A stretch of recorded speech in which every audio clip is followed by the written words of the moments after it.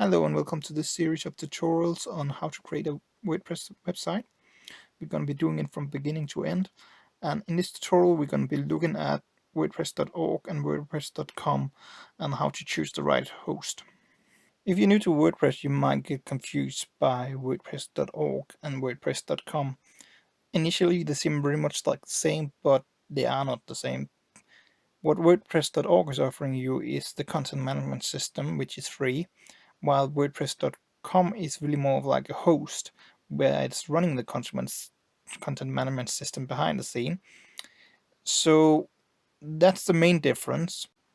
So while you know the main difference between the two, next part is choosing the right thing for you.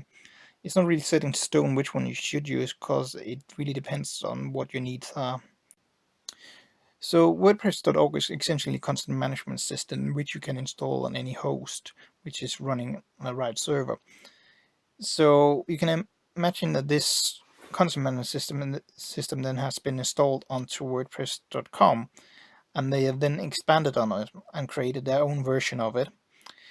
So the pros by using WordPress.org, what we're going to be using it is, well, the first thing is that the content management system is free. You don't have to pay for it. It's open source, and you can actually dig into the code if you want to do that.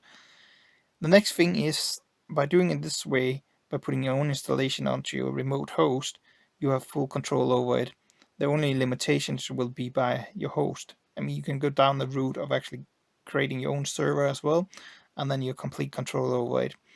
A lot of spaces like Rackspace is offering like a dedicated server where you can set it up. Complete control again there. The next thing is that by doing it this way, you will be able to make an expandable website. You won't be limiting yourself by WordPress.com's rules and boundaries. And the next thing as well from there is there's no adverts. Once you get into WordPress.com, you will realize that on your pages they will be putting adverts to pay for the hosting. What a surprise, nothing comes for free. Also, if you're using .org, you most likely have FTP access through your host. Means that you'll be able to get the files off and on from the server. You don't get that with WordPress.com. So those would be the pros. Let's go over the cons then. The initial cost would be the main one. You will have to get a domain, and you also have to get a hosting plan. There is some recommendations for hosting plans and hosting companies I've been using in the description, so feel free to check that out. And make sure you choose the right one, because there's a lot out there that can be very unreliable up and downtown. So do a bit of research there. The next thing would be the maintenance.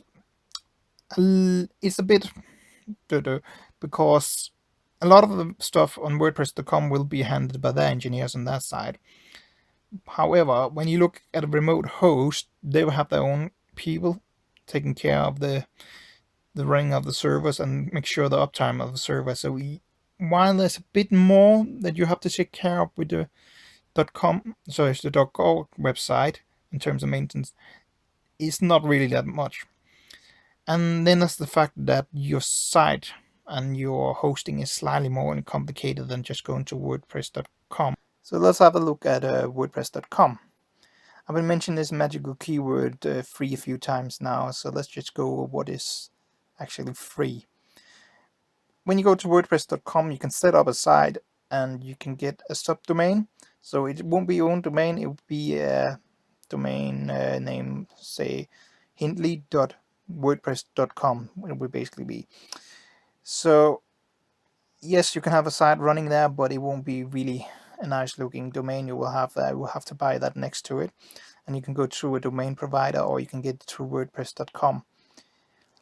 So free, nothing is really free, because they'll have to somehow pay for the hosting of the site. So for them to make money, they will be placing adverts onto your website, which is quite undesirable, really.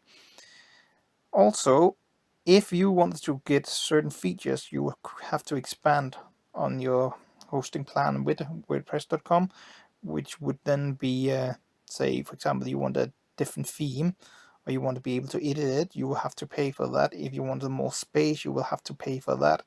And quickly, you will see the cost actually adding up quite a bit. It's not gonna be tremendous, but it's getting get close to what you paid for your other hosting with your remote host in just making a WordPress.org website. There is, however, some other pluses by using WordPress.com. They, because it's like WordPress.com is like, it's sort of like a community. It means like there's more bloggers on it, and when you tag things on WordPress.com, it means that other people will be able to see these tags as long as you keep it under 15 tags. Oh, anyway, that's the rule at the moment. If you go above 15 tags, you won't be listed in the reader, and the reader is just a way of displaying posts on WordPress.com. So the other pros would be the maintenance is slightly less than the remote one, and it's also a bit quicker to get up running. However, there's a lot of cons by using it, and the main one will be the limitation. If you have any coding experience, or you gonna be expanding on this website in the future or running it for a longer time, you probably want to go with the remote host, because the limitations of not being able to have full control over your website will be stopping you from doing a lot of things. And then there's the cons of the AdWords, the cons of not having FTP access to your files, and then there's the problem by having to obey WordPress.com's rules. For example, you are not allowed to use affiliate links and so on WordPress.com. So you see, that is a quick way of getting a website up running, and there's one that takes a bit longer, but in the long run will probably be paying off if you want to spend a little bit of time looking into getting your site running and what to do with the site. And especially as well, if you want someone to take over the site at a later point, say you want a web designer to take over, you will require that access to get into your site to change strings. So it would be much better off running with a remote host. Right, thank you for watching, and the next part of the tutorial will be on how to install WordPress on your local machine. So we will go down the route of using WordPress.org, and after that the series will look into how to do themes and plugins, and then we will also be looking at how to move our WordPress installation onto a remote host so you can get up running. So by the time we're done with the tutorial, we should have a fully functional website and it should be up and running. Okay, thank you very much. Don't forget to hit the subscribe button and like it, and visit the website if you'd be interested in some inspiration to your project.